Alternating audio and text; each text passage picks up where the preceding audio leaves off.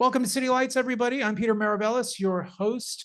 For those of you online, welcome to you too. As always, we are beaming to you from the unceded ancestral homeland of the Ohlone people. Yesterday was Indigenous Peoples Day, and it's a full moon tonight. So very auspicious week indeed. And also the fact that we have Caro and Navid here with us tonight makes it even more auspicious. Very, very excited about that.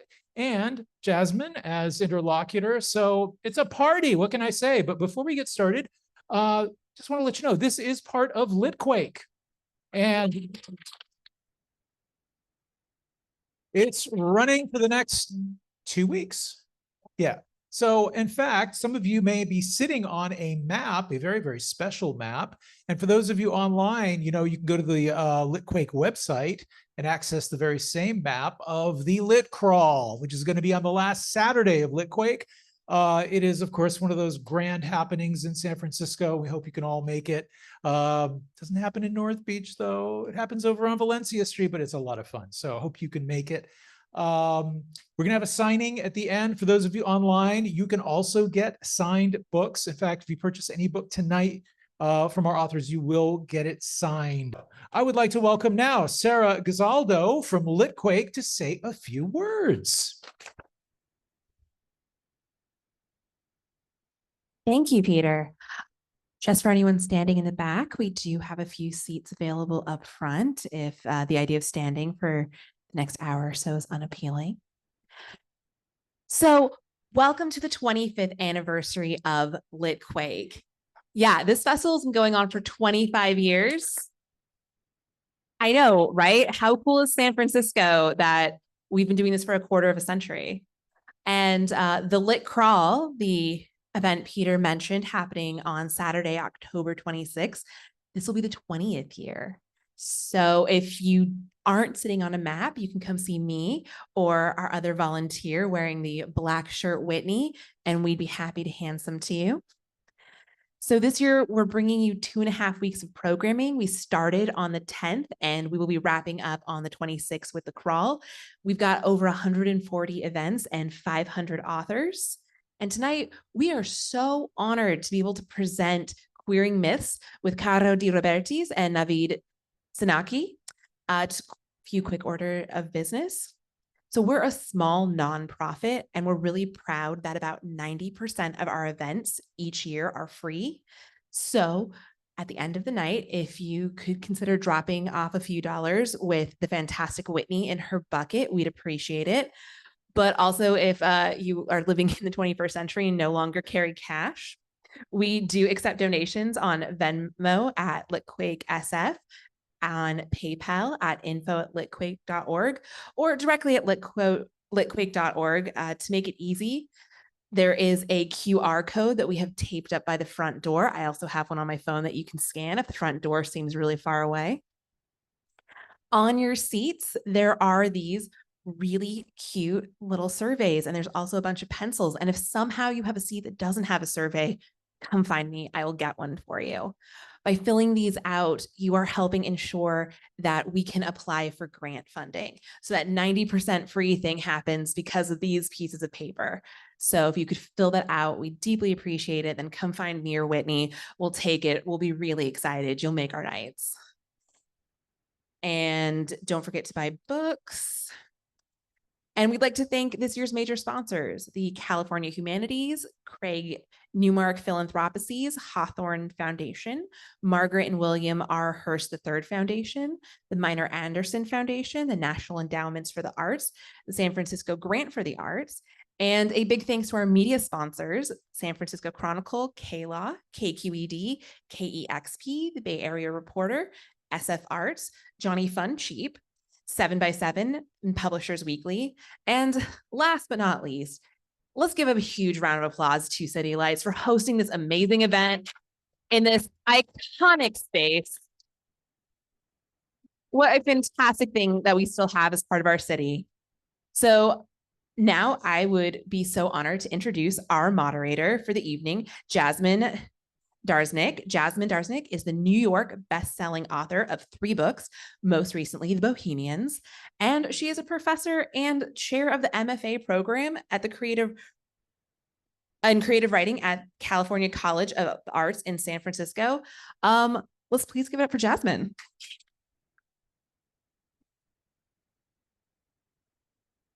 Oh my gosh, I'm already having fun.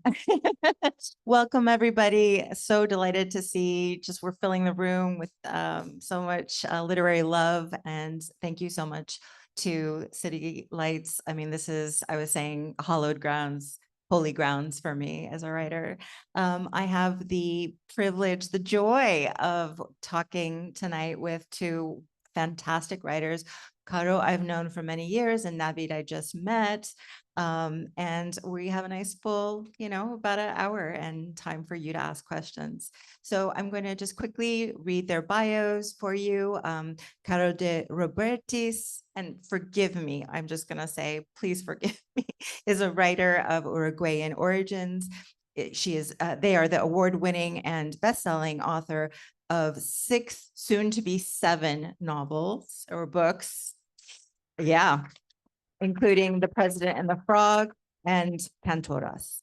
Their books have been translated into 18 languages and have garnered numerous honors, including a fellowship from the National Endowment for the Arts, 2 Stonewall Book Awards, Italy's Regium Huli Prize. I said forgive me early, right? A Baldwin Emerson Fellowship, and the John Dos Passos Prize for Literature, which they were the first openly non-binary person to receive. De Robertis is the award-winning literary, they are a literary translator and a professor at San Francisco State. They live in Oakland, California, with their 2 children. And I also want to just mention that Caro has a book coming out. It's their Irish twin. And the Irish twin to this novel that we'll be talking about tonight. It's an extraordinary book. I've heard Caro speak a bit about it, and I'm anticipating it with so much delight. The book is called So Many Stars, An Oral History of Trans, Non-Binary, Genderqueer, and Two-Spirit People of Color. This is a nonfiction book, and it comes out in Irish twin, so 10 months from now? May. Okay, so we will all look for that. Yeah. And here we have Navid Sinaki. I don't think, and that I have no, you shouldn't forgive me for that, because as an Iranian, I should be able to say that really well. Many variations. Yeah. It's Sinaki, but the anglicized version is Sinaki, like teriyaki. Okay. So I'm just going to call him Navid, is what I'm going to do. Navid is an artist and a writer from Tehran who currently lives in Los Angeles. His works have been exhibited in museums and art houses around the world, including the Lincoln Center, British Film Institute, Cinereca Nacional in Mexico, and the Modern Museum in Stockholm. His first solo exhibition, The Infinite Garden, debuted at Shangri-La Museum of Islamic Art, Culture and Design, and the Honolulu Museum of Art. He is a creative director of Cinespia, which produces screenings of old Hollywood films at the Hollywood Forever Cemetery, in fact, which sounds phenomenal. All right, so thank you so much, Caro, and thank you, Navid, for taking the time to talk about these wondrous books. I had an extraordinary experience reading each of these. Caro's books, I have been a fan for many, many years. So I read Palace of Eros with such pleasure. Navid is a debut novelist, and for me, especially as an Iranian, it was absolutely electrifying to read Navid's novel. Incredible work. So I'm going to start off, for people who don't know about the novels, could you just briefly tell us the plot in a few sentences? Yeah. There's Okay. Thank you so much for that, Jasmin. Jasmin is an absolute local literary icon. It is such a joy and honor to be in conversation with you. And Navid, I'm so excited to be in conversation with you too and talk with you about your wonderful book. Congratulations. And thank you, City Lights. Thank you, Litquake. Thank you, all of you, for coming tonight. So I am, the Palace of Eros is a queer retelling of a Greek myth. It's a myth of Psyche and Eros, in which the god Eros, also known as Cupid, is recast as a genderqueer, non-binary lesbian goddess. And so, because why not? I mean, the deity of desire, that makes sense to me. So, and what I found was that this is a myth that I had been quietly behind in the back of my mind as I wrote my first 5 novels, which are set in my nations of origin in Latin America. This myth had been sort of in the back of my mind for 25 years. And and I didn't know what it was that pulled me to it. But when Eros was queered and the story became a queer story, the fact that this mortal young woman and this deity meet only in the cover of darkness, in a magical palace, that only in that dark space can they fully be themselves, can they experience this transgressive passion, that opened up all of these burning questions under the surface of the story in a new way that I wanted to explore and understand. Hello. So Medusa of the Roses, my novel, it takes place in modern Tehran, where homosexuality is criminalized and or punishable by death, but queerness still blooms in its glory and perversion, at least the way I tell it. So I was born in Tehran, but I grew up in Southern California. So there was always this aura and specter of what life would have been like if I grew up in Tehran, as opposed to just visiting over summer times with my family members. So for me, as opposed to just making this a sort of hypothetical game of what would it be like, it still visualizes it as if it's the same vices of the Navid you see before you. So it braids together Greek mythology, Persian folklore, and one of my dear loves amongst those other 2, film noir. It's an incredible braid of all of these elements and more. So you touched a little bit, Caro, and also Navid, on the origins of the story. Caro, you've written now 6 novels, and the seeds of this one, so you say you were holding the seed for 25 years. What about, I guess, this time in your writing life occasioned the writing of this book? Oh, that's a great question. Thank you. So actually, it was at some point in my late teens. I don't know exactly when, but it was right around the same time that I came out to myself, which was when I was 19, that I was really obsessed with this myth. In fact, I wrote some pages that were an attempt to do a retelling of it at that time in college. And I don't know where they are. I haven't seen them, and I don't want to see them. I don't want any of you to see them. So I don't have to cringe.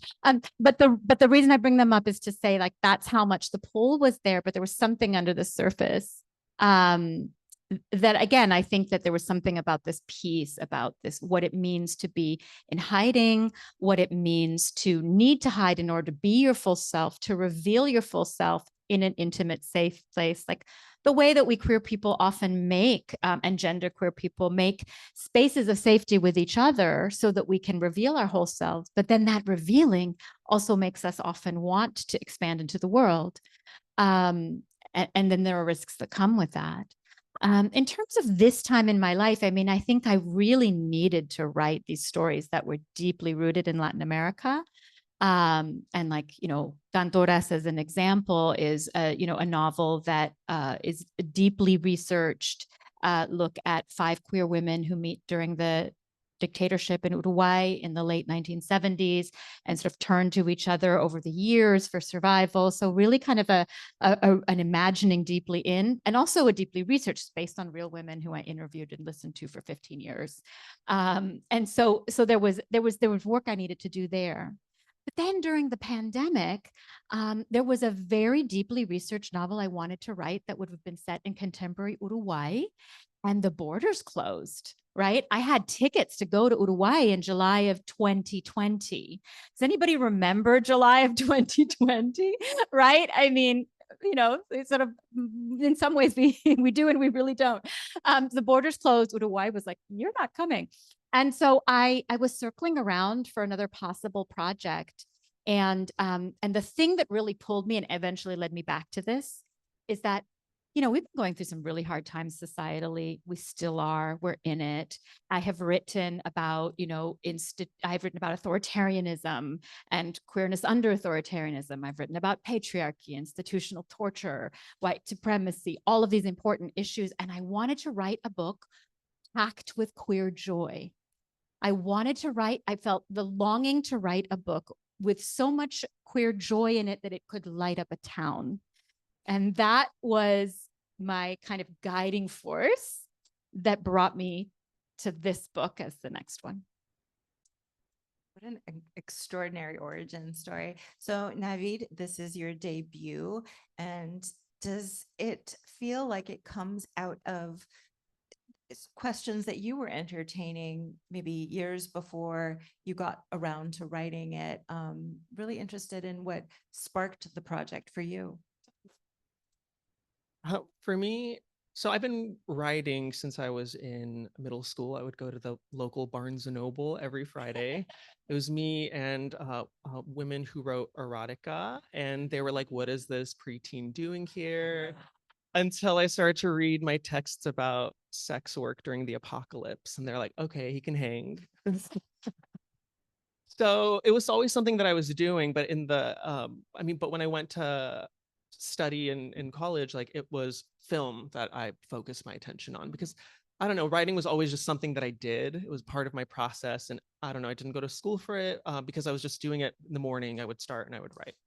But I started to study cinema because I found a portal into being in these old Hollywood films. Like Turner Classic Movies was my art house cinema, you know, like in the suburbs, you learn about jazz from a Starbucks. So for me, no, Rancho Cucamonga. But so when the more I studied film, the more I kind of spiraled into Persian cinema. And at the time in our local video stores, the only Persian films that were represented were, the Persian New Wave films that are very searing looks at the downtrodden and beautiful. Exactly. But I came across these films called film Farsi. So it's like this subgenre of Iranian films from the 60s and 70s.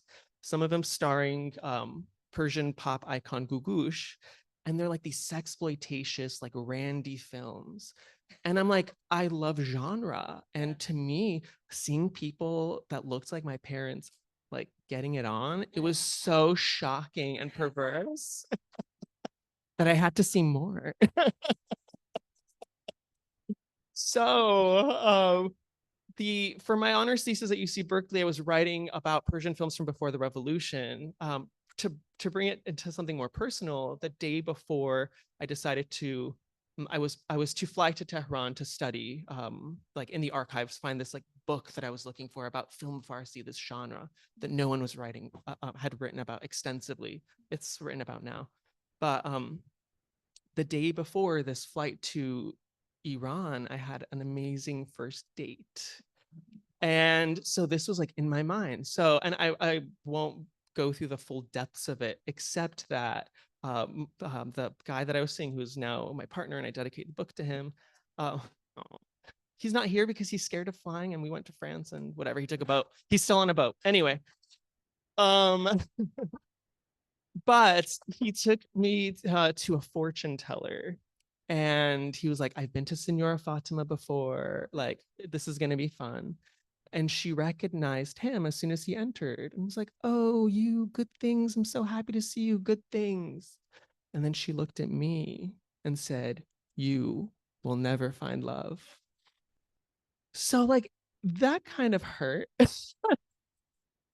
So in my mind, going to Iran, studying these genre films, pondering love, and knowing that every visit in which I went back, it was a different version of Iran. Different people had passed away. And like the locations had changed too. So that was always hovering. And I mean, it was a project that I began, let's say in 20, 2008, but I worked on a little bit at a time because it needed to like, God, not to sound dramatic like my mother, but like the fine petals of saffron, it really needed to steep, you know? So it wasn't quite ready, but eventually, yeah, it, you know, was ready to stain. So interesting. So I'm already kind of pulling some common threads out of your stories. And one of them, I'm thinking you in your novels, in both novels, they're so very different. And yet there's a sense of exile and a need for, Caro was talking about the creation of another world. And so I want to ask you, this is a little bit kind of pulling away from the books, but I wonder for you, you're both immigrants, came at different points in your lives, but do you feel that immigration made you into writers, and how? You're looking at me. I'm looking at you. Do you want to go first? Oh,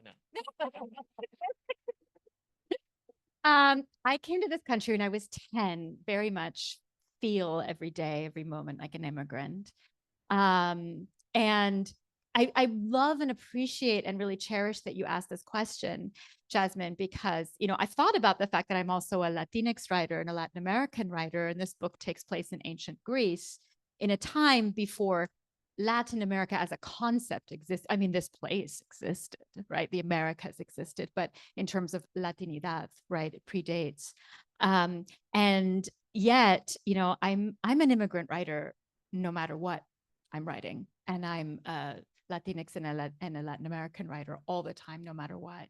I feel like so many of the themes in the book. So in the book, I know you said we're pulling back from the book a little, but in the book, as I was writing it, I thought, well, you know, and I think there's this idea that only sort of white non-immigrant women or people should be writing Greek retellings that are set in ancient Greece.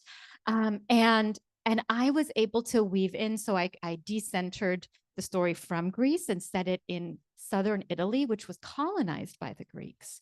And so I was able to bring in these themes of colonization, right? Because European cultures, before they colonized the Americas and other places, they colonized each other, right? And so the character of Psyche is, you know, a child of colonized people by the Greeks who came over on a boat. Her grandmother has a lost language that she just heard in music. And so there's this, I was able to bring in these themes that always matter to me, like heritage, you know, language loss, and what it means to restore connection with our roots. And all of those things. In terms of being an immigrant writer, I feel like there's a way in which when we're immigrants, we have that insider-outsider simultaneity of looking that can be with us, you know, in any country, in the country we're living in, the country we may or may not call home, that is our current country, and our country of origin. I don't know about you, Navid, and hopefully you'll speak to it if you wish to, but there's this way in which when I'm back in Uruguay, I feel so Uruguayan all the time, especially when I'm here. And when I'm in Uruguay, I'm aware of my Californianness. And you know, and the way that I am of place and not of place, because I didn't grow up there in the same way. I don't have, you know, I don't have the same kind of steeping that you know, my cousins do. You know, the saffron steeping, right? It's more of like you've had these this kind of range of ingredients, and that can give you, there can be an existential loneliness that can exist with a feeling of being between worlds, between languages, between spaces. But I also think that there can be a kind of possibility for looking and awakeness to the world as it is that can make us artists.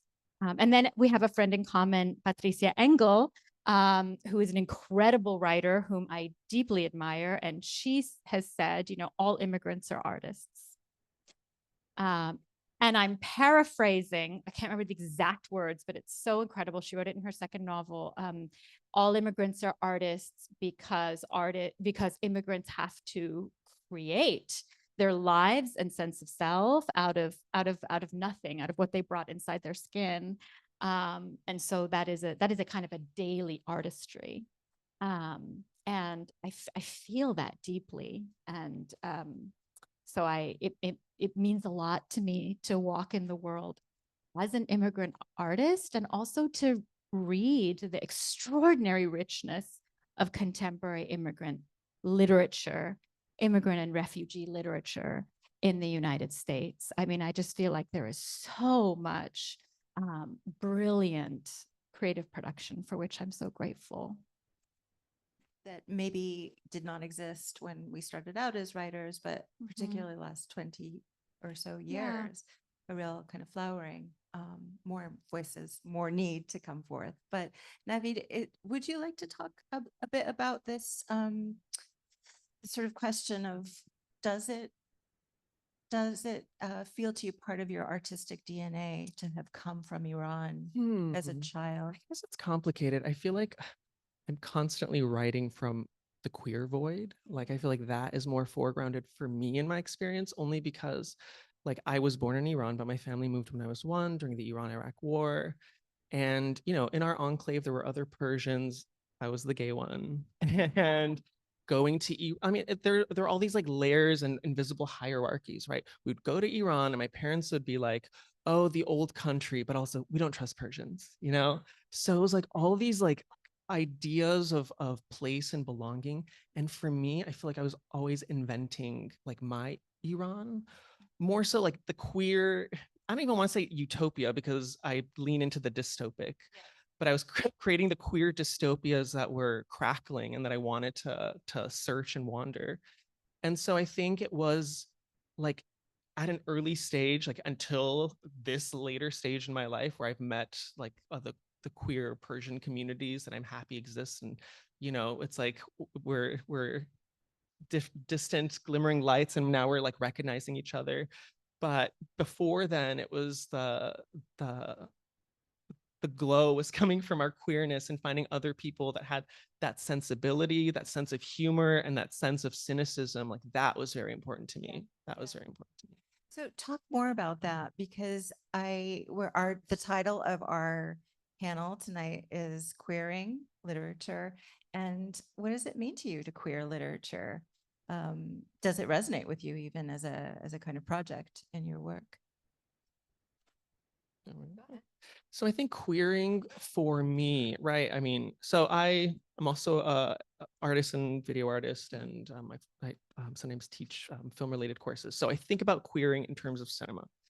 So a film doesn't necessarily need to have a queer director or a queer cast for it to be a queer film. That's why golden age of Hollywood, you watch those films, there's some gay ass films over there and ain't no one like flirkin'.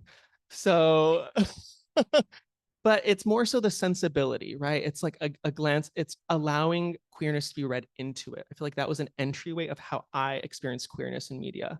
So, you know, you watch, I don't know, you see a pucker of a lip in a film and you just read and create a narrative from it. That was always very fertile ground for me. And so in terms of writing and coming across Persian myths or Greek mythology, I liked being able to like pinpoint a character, and not necessarily like for me in my novel, I'm not necessarily retelling a myth. It's rather there are road signs of myth as you're walking through, or different characters speak in mythology or speak in folklore or speak in the language of Hollywood cinema of a certain era. But it's more so allowing this space for mythology to be more than what we deem as what is mythology, right? It's not just myths from antiquity, but a film noir. These murder stories have their high, the high drama of myth of, you know, Barbara Stanwyck trying to get someone to kill. Like there's some brutality to it and vitality that, you know, awakens the dead myths for a more modern sensibility.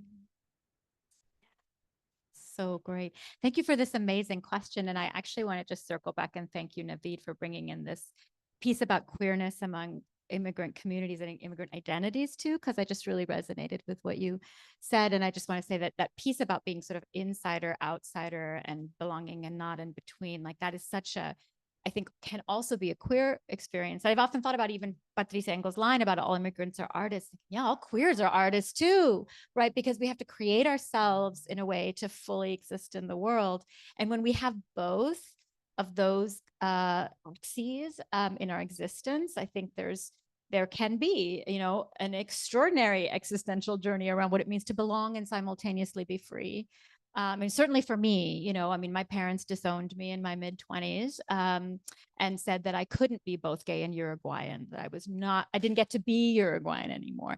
And that sent me on the search to write my way back into my heritage and to queer it, getting to your use of queer as a verb.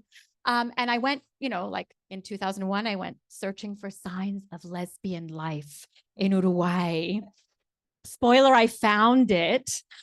And I said to these women who took me to this remote beach, which I 15 years later wrote into the book Cantoras. And I sat on the remote beach around the fire with these older lesbians who were telling me stories about and I was like, my parents said I couldn't be Uruguayan again. I'm crying under the stars. It's a great moment. And they say, and I taught them how to say the word dyke, and they were dyke, dyke, me gusta dyke, dyke, like, cool. Okay, that's what you say. We say gay. Okay, you say gay. And I said to them, like they said, you can't be Uruguayan. He's like, oh, then why do we call our country Uruguay? So I found Uruguay, and now I'm writing Uruguay into being all the time. But not just Uruguay, right? But queering, not just Uruguayanness or Latinidad, but really like queering everything because our whole lens is queer. I think so the term queer as a verb has been used in this way of to queer something is to disrupt, to expand, to sort of like break open the cage, to twist out of like preconceived forms of things into something new. And we have used that word queer in a verb way for generations. I've actually taught a graduate seminar at San Francisco State. Go Gators! Gators in this house. I taught a seminar called The Poetics of Narrative, Queering the Sentence. Yeah. Yeah, it's not something like queering the sentence. Chino queers the sentence. I know it. It's so good. And so we read all these queer books, mostly BIPOC, POC books, but we did start with Moby Dick. And I was like, you think it's a queer book? Come back next week. And it was, no, we only read 80 pages. You just need to get to Queequeg and Ishmael in bed together. Have you read Moby Dick? Hey. Oh my God. And then he slept with his arm around me like husband and wife. Ishmael was happy. Yeah. So anyway, that is to say that we had a whole class on queering the sentence, and it really made me come alive, right? Because I think we can queer our work in terms of topic and subject matter, of course. We can also queer our work aesthetically, right? How we disrupt, how we expand. In terms of queering myths, I love the title of this evening, whoever came up with it. Thank you. I think we have a deep collective, cultural, societal need to queer myths because we have a deep collective cultural need to queer culture and to queer history in order to recalibrate the imbalance that exists from systemic erasure of the existence of LGBTQIA people, because we have always existed. We have always been part of the fabric, right? We know this, right? So it's like we have always been there as part of the fabric of every culture everywhere in the world. Trans folks, non-binary folks, genderqueer ass folks, bi folks, gay folks, dykes, right? We have all been there, but our stories have been systemically erased from the archive. And so we need to queer history and myth and culture to get back into balance. Yeah. When I was reading Navid's book, having read a lot of Iranian literature, a lot of contemporary Iranian literature, I was electrified. I have not seen a love story, not fair to call it a love story, between two men set in contemporary Iran. It is dystopic in certain ways, but the very existence of this book for me felt like a revolution. So much hidden history suddenly being pushed up to the fore. I'm changed really by the experience. I mean it. It felt to me like part of our history had come into view at last. And I want to thank you. It's not a question so much as what a marvel this book is, and how very excited I am to see it now. Hopefully it will be on many shelves, but also on the shelf of Iranian writers to take its rightful place there. Yeah, so wonderful. Just in terms of that, I mean, so I don't know, the novel's been out for maybe 2 months, and it's something I've been working on for so long. And it's something, I mean, I assume all writers have their own processes, but so intimate for so long. And it's this project and these two lovers that are sadomasochistic at times, most of the time. But it's like, it is the strange and beautiful moment in which this living thing that I contributed so many liquids to, be it my tears or otherwise, that it's now becoming an object, and it's a little heartbreaking and sweet at the same time. And the I it was simultaneously released here and in France. And in France, there was an event in a Persian bookstore that was a French language Persian bookstore. And I was terrified because, again, this the diasporic imposter syndrome came up, where I was like, wow. But I mean, like, I lead with, I was born in Iran, but I grew up in Southern California. But I was amongst like these faces of, other Persians, some of whom had recently, within the past few months, like come to France, is where they were.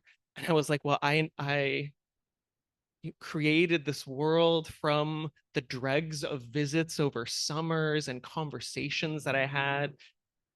And sometimes it's fruitful and sometimes it's dangerous trying to build a world in like a conversation you had like 10, 15, 20 years ago. And so seeing it presented to other Persians that like I didn't necessarily have the best rapport with growing up, it was like a shock. And it truly felt like a tribunal that actually ended in the most beautiful way, where like the night ended with like Gugush music playing. And I was like, oh, well, it all comes back to Gugush somehow. But yeah, but thank you for saying that, because for so long it felt like, will anyone understand this? Like, does it make sense to include film noir with these Persian references? Am I worthy of using Greek myth as a starting point for some of these characters? Because a factoid we haven't discussed in my novel, and that is a fact in Iran, is that even though homosexuality is criminalized and punishable by death, the government does subsidize sex reassignment surgeries as a sort of way to like heterosexualize queer couples so that they can stay together. So it's complicated, and it is interesting because in writing this novel and talking about it, the challenge I set for myself was writing about Iran, somewhere that I have so many ties to, but so few ties to at the same time, but also writing characters that don't hate where they're from. Like, it could have easily been, this searing story of two lovers trying to leave Iran. But no, I don't know why. At some point, I knew I was insistent that they wanted to stay. Like, I felt like that wasn't the story I wanted to tell. I wanted them to find a way to be in the beautiful world of their own making in the country where they wanted to live. I'm shattered on so many levels. I mean, it's quite profound what Navid has done with this novel. Do you imagine, and Carolina, you spoke a bit, Caro, you spoke, I'm sorry, I go back so many years. Adoringly, you know, I've followed your work for so long, but Caro, you spoke of going back to Uruguay and having that experience. It sounds very healing to have been kind of encircled by others and to be affirmed. I mean, I feel it sounded like a profound moment for you. Do you imagine your books in your countries of origin, so to speak? I mean, Navid, do you imagine there's a home for a queer love story in Iran? Do you let your mind drift there? And then, you know, Caro, where do you see yourself, your oeuvre now, you know, your beautiful body of work? How does it fit back in Uruguay? Do you want to? No, thank you for that. You know, you write a book, you take extraordinary risks and leaps. I mean, I heard you, Navid, speaking to moments where you didn't know how the work would land, how it would be received, right? Will anybody be able to hear it the way that I'm wanting? Will anybody hear the music that I'm wanting to sing in a way? You can't know. You just have to take some leaps of radical trust and give yourself over to the work of writing the book as it wants to be and give it your best. I mean, I think that's all we can really do. And I have often felt writing my books, I don't know if anyone will sort of read this and resonate with this, and certainly don't know whether gatekeepers within the publishing industry will see these stories and voices as worthy of giving a home.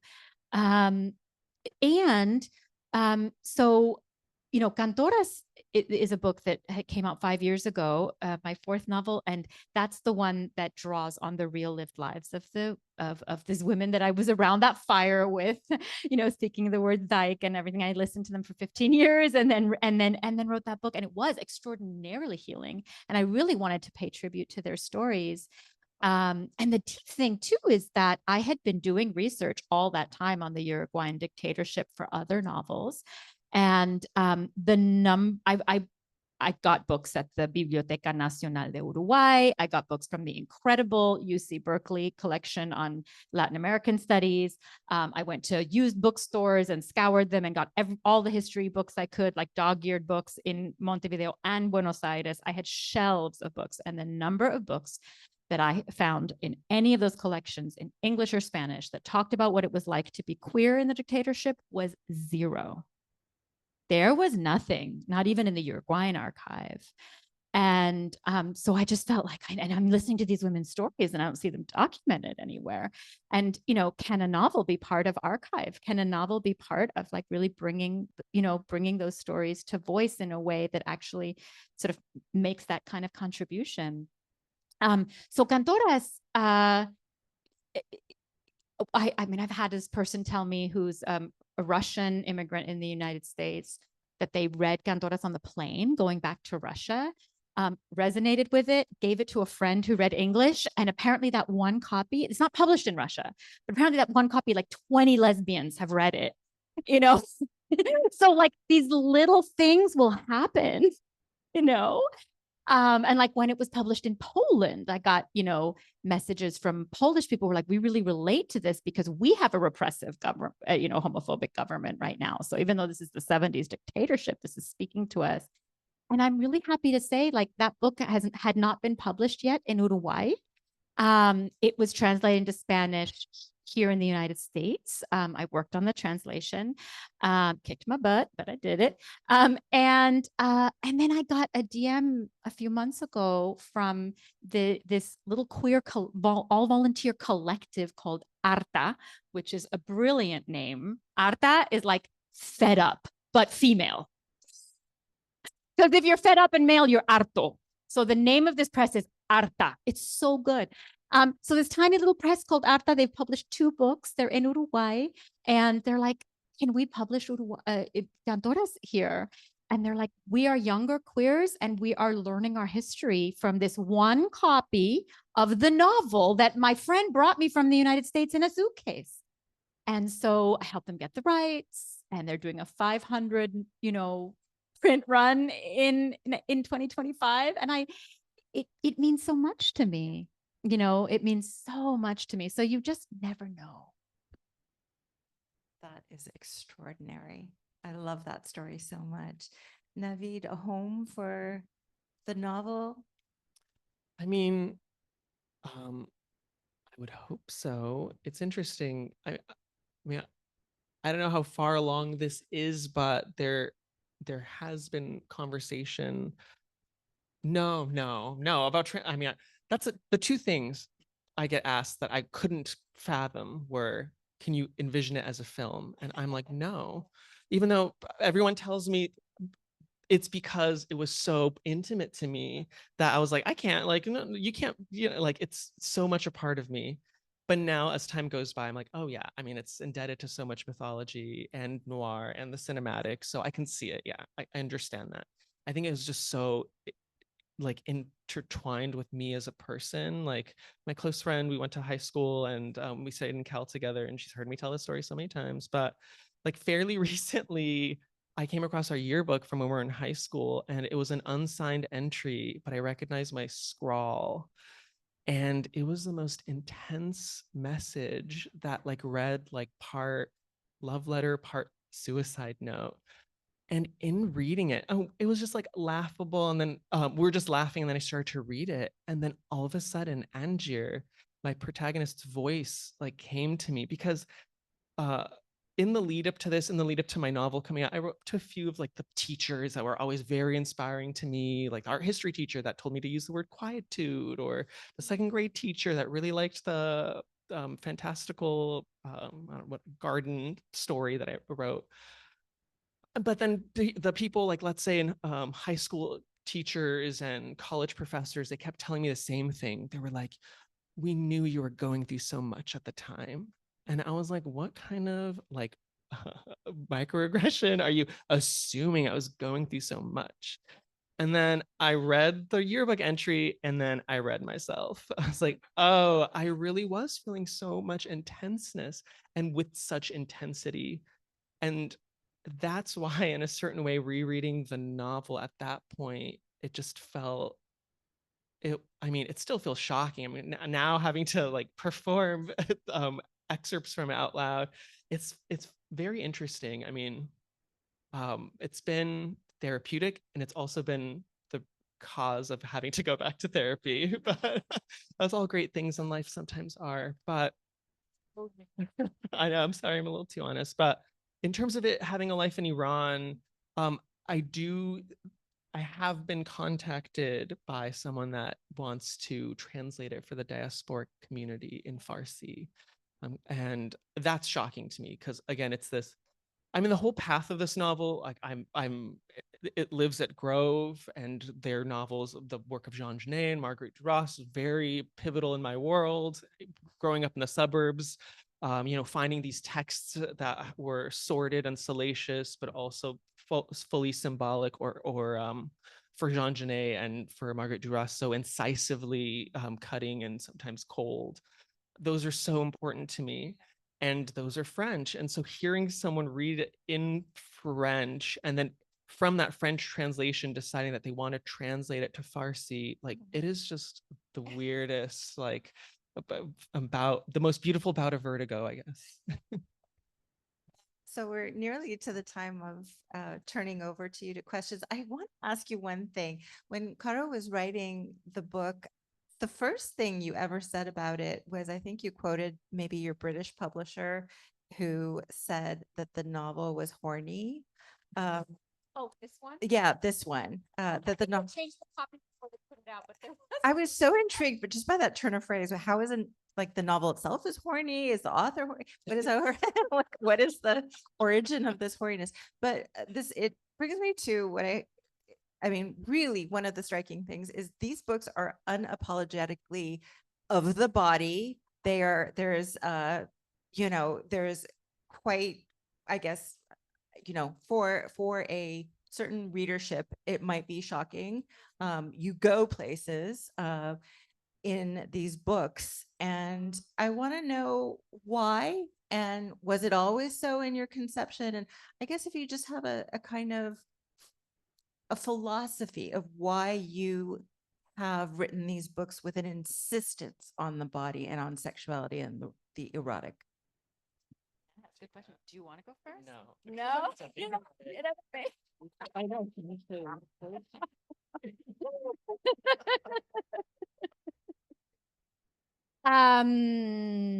Yes, the book is this book, The Palace. I mean, the Palace of Eros. It has the word Eros in the title. You're given a hint before you walk in the door, so to speak. This is the god of, or in this case, genderqueer, non-binary, lesbian goddess of sex and desire.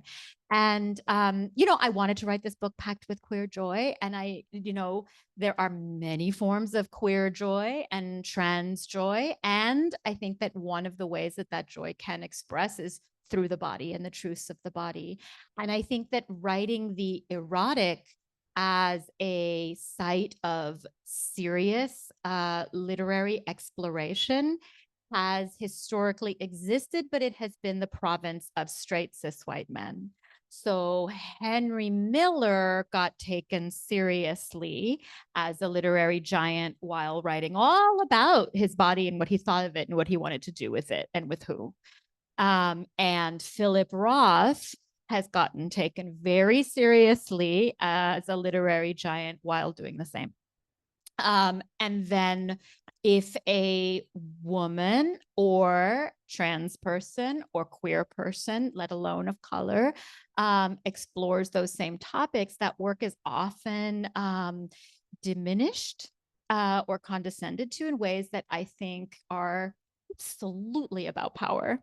And whose bodies get to be sites of knowledge and information and discovery. And I think in terms of like writing sex scenes, which, spoiler, I did, and you did too, and they're great. And thank you for that. So I think when we write, I mean, like in terms of writing sex scenes and writing the erotic, it's not just about writing like who's doing what when, it's really about erotic space as a site of knowing and of self-discovery, right? Which I think is actually a real reflection of life. It can be a space, I mean, with all due love and respect for my asexual people, who have their experience of the world, which is deserving of space. I think the erotic can be a site of discovery, and certainly for queer and trans folks, a site of liberation and a site of meaning making and strength making for the self, as well as a site of connection and pleasure. And I really wanted to explore all of those things. And this ancient story is such a randy story. I mean, we have these people, a person and a deity, who are sort of risking everything and defying human laws and the gods just to be alone with each other, making it happen in a dark room. And so what draws us to that risk, and what does that risk catalyze in our lives? And what happens when we actually start to listen to our body's truths and center them as something real?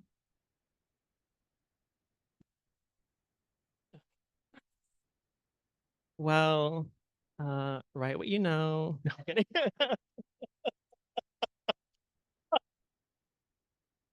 Listen, I grew up in the Craigslist era. You had to keep it short, dirty, you had to titillate, and then you had to get to where you needed to go.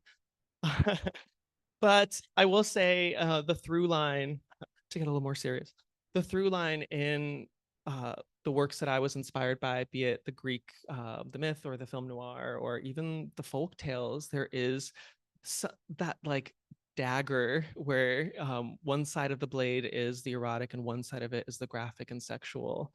I feel like, I don't know, in my lofty attempt to bring it home, it's the myth of sex that I was trying to explore. And I respect that we're on this panel together because my space, again, isn't one of queer joy in this particular work. There are moments of queer joy, but I mean, in this like abruptness of me trying to, like, anytime I've tried to write a sort of calm, sweet, lovable queer story, you know, someone ends up like pulling out a knife and doing something dirty.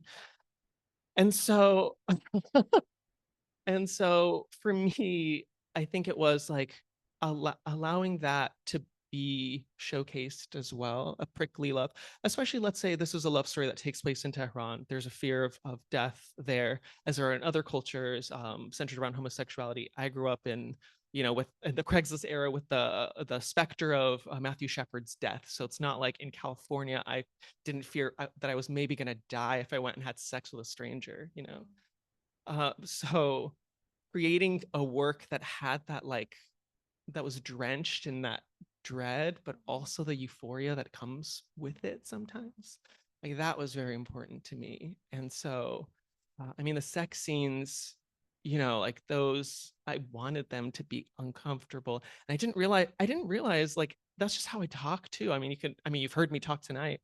Maybe you got a little glimpse of it, but to the degree in which like, there were a few notes, I mean, I don't read reviews or anything, but someone did at some point early on before I knew that, you know, advanced reader copies were out. Someone mentioned like, you know, the sex scene sounds so fake. Like this person doesn't know queer sex. I'm like, let me tell you a thing or two, you know? But I think, I know exactly. And so I think exploring the sexual in all its complexity was as important to me as exploring mythology and the worlds within the worlds. So it's time now for your questions. We will have a mic travel around the room.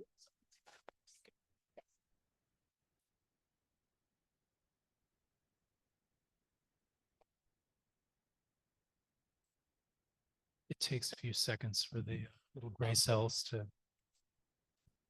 Anybody? Okay, so Caro, you said that in your book Eros is non-binary, yet you also referred to them as a goddess rather than a deity. And I was just curious, like, what was the, or like what was your method, or why did you make that choice? Yeah, thanks for that question. Yeah, and I really, this is part of why I'm intentional about saying, not just saying that Eros is genderqueer or non-binary or lesbian, but all of the above. You know, I think every time you write a character, you have to make some choices, right? It's impossible to have full representation of all, for example, all of the ways to be genderqueer or trans within one character, right? And so I made some decisions early on about Eros and about her gender. I did explore writing her with they, them pronouns at one point, especially when in her point of view, because the book alternates point of view. And I, you know, that draft felt anachronistic for 2,500 years ago. It didn't feel like it would have been the lexicon in her mind at the time, though she's very much somebody who is very gender expansive and has a they, them, and has a man in her and is very much male, but not exclusively male. And she is also connected to her existence as female, but not exclusively female. So I think one of the things that I am wanting to push on and expand in all of the ways that I can in my writing is how much gender diversity there is among gender nonconforming people. Like there are so many of us and we're so amazing and awesome. And there's like thousands of different ways actually to be genderqueer and to be non-binary. So there are non-binary folks who still identify as a woman, who are AFAB, meaning assigned female at birth, right? There are people who identify as simultaneously trans and non-binary, people who make physical transitions, people who make a combination, this one, but not the other one, people who don't make physical transitions, but make full social transitions. people who are gender fluid and might actually express their femininity and masculinity differently from day to day. And what I want is to push open room, like for real, for all of us to have all the gender liberation that we so desire, whatever shape it takes, right? And it could be masculinity within butchness, right? That remains rooted in I'm a woman and my pronouns are she, her, and I'm butch and I'm masculine. This is what it is, right? Or I'm butch and I'm non-binary and I'm trans and this is my truth. And if that's the truth, then live it. For Eros as a character, I wanted her to inhabit all of that knowing in a kind of divine primal way in a context where she didn't have that lexicon. All these words I just threw around, she didn't have any of them, right? But she knew what she was, right? She was a trans, non-binary, masculine, butch, genderqueer, shape-shifting, can grow a cock at will, can be a man, can be all kinds of combos on her body whenever she wants it. It feels real to her, but Zeus hates it and wants to shut it down because that was patriarchy back then in the gods' pantheon, right? So she's pushing up against the patriarchy that wants her to be either all man and all woman. She's like, no, I am everything. And I wanted to give her that in a way that precedes the categorical language that we have today. Thank you.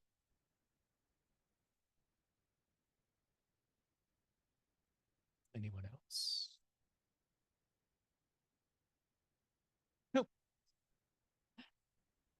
Okay.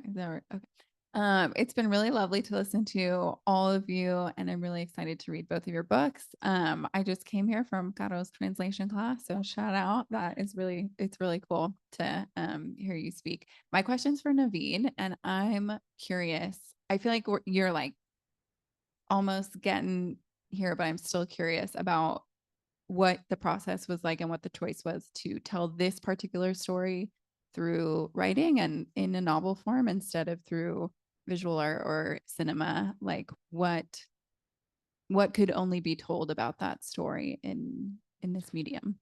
It's very interesting because like the first short film that I made that like garnered any sort of attention, I made around the same time that I started this novel. I re-edited Persian films from before the revolution to tell a trans love story that took place in the cabarets of Iran about a love affair that, had its own tragic ends. But it was like a short thing, and I just it was like a fan vid, and but I painted over the screen, which was my laptop at the time, so I damaged my laptop. But there were certain elements of that, like that was like hovering in the air. And for this, I think, I don't know, there was an immediacy in the diary entries of me like on that trip to Iran. Like I kept a notebook, right? And so I wrote little entries.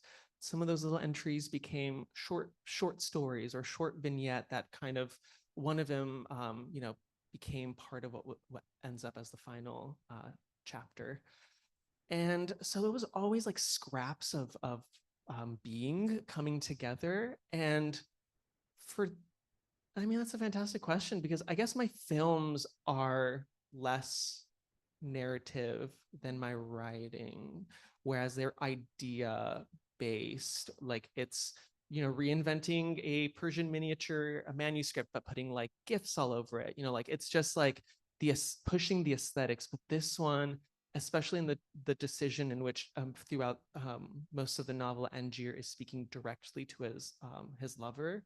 So there is that immediacy, I think, in that conversation, that like ribbon that goes from one mouth to the other, like this image from painted biblical artwork where it's a ribbon coming out of an angel's mouth. Like I needed that ribbon, and that ribbon needed to be words.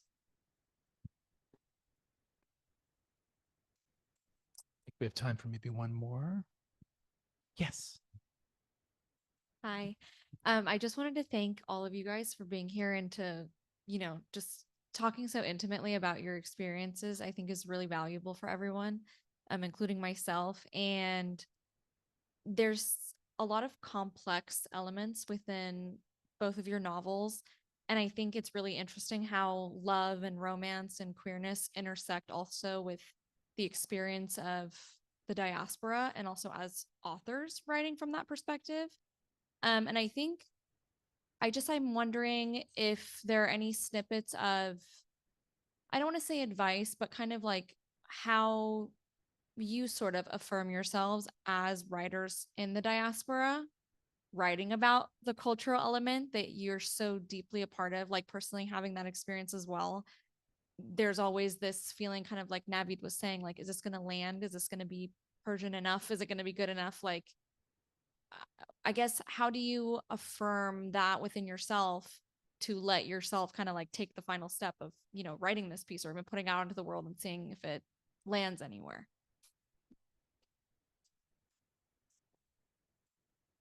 I think I need a moment. I hear that. I so hear that. That's a really wonderful question, and thank you so much for asking it. Yeah, I think it's not easy, and it can be an ongoing process. I for me personally, I mean, with my first novel, it took me 8 years to write, and that was The Invisible Mountain, and I struggled a lot with imposter syndrome and self-doubt on a lot of levels, and one of them was certainly sort of, you know, who am I to tell these stories? I mean, certainly, as I shared, with my own parents telling me you're not actually Uruguayan because you're gay, right? I had to grapple with that. And maybe in a way, you know, one of the incredible things about being a writer, and especially to me, being a novelist in particular, is that you can use everything. You can use even like some of the worst wounds, you know, that you've experienced in your life. Not that we're glad that they happened, but we can look at that wound place, or we can look at that big question mark that's under the surface of us, where we're wondering, am I X enough? Am I Y enough? Do I have enough knowing to be the carrier of this story that has come to me? And kind of go deeper and go, rather than running away from it, if that makes sense, like actually kind of climb down into that wound and be with it and do that looking that we were talking about earlier. Like, I think as writers, one of the things that we need is a commitment to deep looking. And even looking at those places where we wonder and we don't know can be fruitful and fecund for the work, and might even be part of the work, and our own healing journey. Because the reality is, to just use myself as an example, it was a very long journey for me to get to this sense, but now I have it deep in the marrow of my bones that there are as many ways to be Uruguayan as there are Uruguayans. Granted, there are not that many Uruguayans. It's a tiny little country. There aren't that many, just a few million. And actually, you know, it's another way to be Uruguayan, to be a member of the diaspora. You know, the diaspora is a little bit bigger than the population of the country currently, you know. So we are the story. We're one other like ramo of the story. And so as storytellers, we're, to quote, sort of to paraphrase Ralph Waldo Emerson, we were put on the earth to carry this particular ray of light in whatever way strikes us.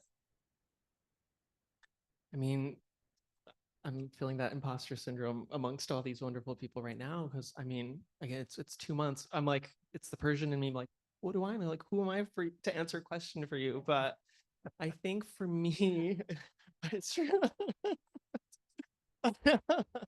But I think for me, in this raw wound that is the 2 months after this novel has been out, I think the Persianness of it was the starting point. Like, even in that short film that I made for myself, like the subtitles, there weren't subtitles, it was just garbled sounds. So the audio was just garbled sounds, and I just invented subtitles. So I invented the conversations between these characters. So for me, it was like, I think the Persianness of it was the entry point, but I was seeking for something truer than just the serendipity of where I was born, you know? And much like using a myth to tell a story, like that was just the dough. Like I needed to shape it into something else. Like if I just presented the story of Layli and Majnun and told you, you know, there were these two lovers that were star-crossed, you know, that's, you get the shape of the story. But if I tell you that they're two lovers and that when one of them dies and the other leans against the tree and weeps, that's how the willow tree is called the weeping willow, and how in Farsi it's called Majnun's tears. So like you seek for something beyond the easy, I guess. And for me, it's like the quiet defiance of sitting alone and thinking, I mean, it's terrifying sitting alone and thinking, will anyone read this or like this? But it's also liberating too, because for a long time, and again, this is the wound that is the novel now, for a long time, you get to nurture that magic place you are, where it could be as filthy or as fantastical as you want it to be. And it's a magic place to be. And then eventually, like you're saying goodbye to it and it becomes like solidified, like a sculpture becoming its final form. But I mean, there's a beauty in being in that place, like not just asking permission of any community, but asking permission of yourself to make something that, like, when you're on stage talking about it, kind of makes you want to start weeping, you know? Like, you know, let's just say like the willow tree. You know, I don't know if that helps at all.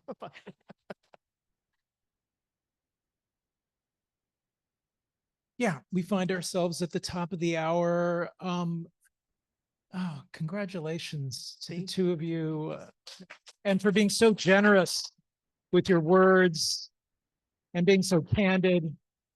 And Jasmin, you are the greatest interlocutor ever. Thank you for doing the honors. And hey, we have books to sign. So grab a book, get onto that side of the room, and I have Post-its. Yeah, that side. And thank you all. And thanks to Litquake.